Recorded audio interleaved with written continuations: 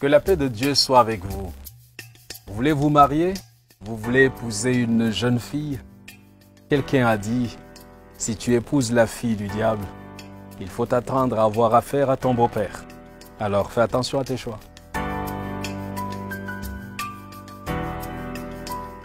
Le plus important dans la vie n'est pas de se marier, mais de rester marié. Jeune homme, à la croisée des chemins, il faut bien savoir avec qui tu vas fonder ce foyer. Je voudrais partager avec toi cet important conseil d'un père, contenu dans sa lettre adressée à son fils. Bonjour, mon cher fils. Je t'écris pour un sujet d'une autre importance. Prends ton temps, lis cette lettre jusqu'au bout. On ne fouille pas dans un grand trou sans trouver une grande chose, disent les anciens. Mon fils, tu es un homme aujourd'hui, un homme en âge de fonder une famille. Le plus difficile n'est pas tant de fonder une famille, mais avec quelle femme tu vas la fonder?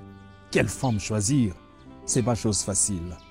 Toutes les femmes peuvent faire des copines, mais toutes ne peuvent pas faire des épouses. Ne base pas le choix de ta femme sur des fantaisies. Ce n'est pas sa belle gueule qui te rendra plus heureux dans ton ménage. Choisis-la pour sa fierté, son intégrité et sa soumission. Le respect que ta femme aura pour toi dépend du respect qu'elle se porte à elle-même. Car si ton épouse ne te respecte pas, la société ne te respectera pas. Mon aïeul disait d'ailleurs que l'honneur d'un homme sommeille entre les pieds de sa femme. Regarde ces hommes insultés publiquement. Quel respect penses-tu que leur entourage leur porte? La femme est la ceinture qui tient le pantalon de l'homme. N'oublie pas cette sagesse de chez nous. La plus grande partie de l'éducation des enfants est inculquée par leur mère. Une femme qui pense que le meilleur moyen de réussir dans la société actuelle est d'être belle ou bien maquillée est une femme qui n'a rien compris à la vie. Celle-là s'assimile à un vulgaire objet de décoration. Fais donc attention à cela, car ce qu'elle pense, elle l'inculquera à tes enfants. Si tu demandes à un chien d'élever ton enfant, ne t'étonne pas de ce que cet enfant marche à quatre pattes. C'est ce que m'a souvent dit ta grand-mère. Ton épouse doit apprendre à tes enfants la crainte de Dieu, le sens de l'effort et le travail.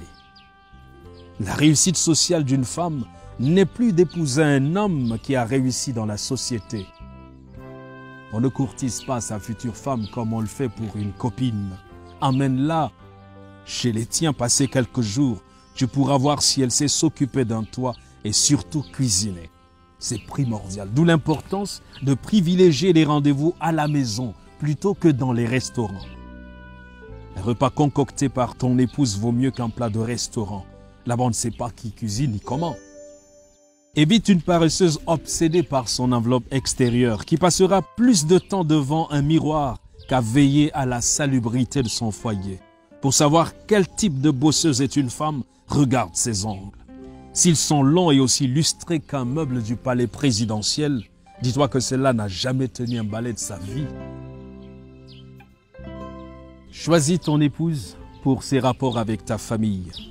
N'admets jamais dans ta maison une femme qui va mettre une barrière entre ta famille et toi. Chez nous, ce n'est pas deux personnes qui se marient, mais deux familles qui s'unissent. Nos familles sont là et souvent insupportables, c'est comme ça. Il est important de savoir si elle sera capable de supporter les caprices de ton vieux père et peut-être le rejet de ses belles-sœurs. Si dans nos coutumes, lors du mariage, la mariée porte une corbeille ou une haute trouée, c'est pas pour rien. Cette corbeille représente son cœur. Elle devra y mettre les vicissitudes du mariage et comme il est troué, il ne se remplira jamais. C'est ainsi que ton épouse doit être. Si certains mariages durent, ce n'est pas parce qu'ils ne connaissent pas de difficultés, mais parce qu'on a bien choisi son conjoint, on le supporte mieux. Une dame qui plie bagage pour un oui ou pour un non ne sera que de passage dans ta vie tôt ou tard. Une rivière qui déborde à chaque pluie fait fuir les campeurs, disait notre aïeul. Observe les gens et les lieux qu'elle fréquente. Si elle passe sa vie dans les boîtes de nuit, les débits de boissons entourés de fêtardes et de cuisses légères, tu peux à peu près te faire une idée de celle que tu comptes mettre dans ta maison. Un poisson qui provient d'une eau empoisonnée n'est pas bon à manger, m'a souvent dit mon grand-père. Elle devra faire de tes problèmes les siens, et pas une qui prendra ses jambes à son cou dès que le navire prendra un peu d'eau. Le mariage a des hauts et des bas. S'il n'est pas capable de traverser toutes les situations avec toi, c'est une opportuniste dont il faudra te débarrasser.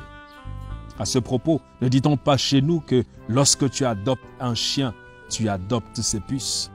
Si elle ne voit que les bons côtés, fuis. Pour être fixé, fais-lui part de certaines de tes difficultés, juste pour voir sa réaction. Enfin, choisis-la pour ses ambitions. Ton épouse doit être capable de te pousser vers le haut. Elle doit non seulement être une incubatrice d'idées, mais un soutien dans tes projets. Savoir te dire quand un projet est bon ou pas. Évite de prendre quelqu'un qui va constituer un fardeau. Quelqu'un qui, lorsque tu feras le bilan de ta vie, ne t'aura pas aidé à progresser. Car vois-tu, on ne construit pas sa vie pour sa femme, on la construit avec elle. Bref, pour le reste, elle apprendra car le mariage c'est aussi une école. Ne t'attends donc pas forcément à trouver une femme qui réponde à tous ces critères, mais qui sera apte à s'améliorer. Tiens compte de mes recommandations, mon enfant. Elles ne te garantissent pas une femme parfaite, mais une que tu pourras facilement supporter. Ton père. Ces conseils d'un père sont importants après avoir pris en compte le critère de maturité spirituelle et de crainte de Dieu. La parole de Dieu nous dit dans Proverbes au chapitre 18, le verset 22, « Celui qui trouve une femme trouve le bonheur. C'est une grâce qu'il obtient de l'Éternel. » Et Proverbe 31, verset 30 dit, « La grâce est trompeuse et la beauté est vaine. La femme qui craint l'Éternel est celle qui sera louée. » Que Dieu te bénisse.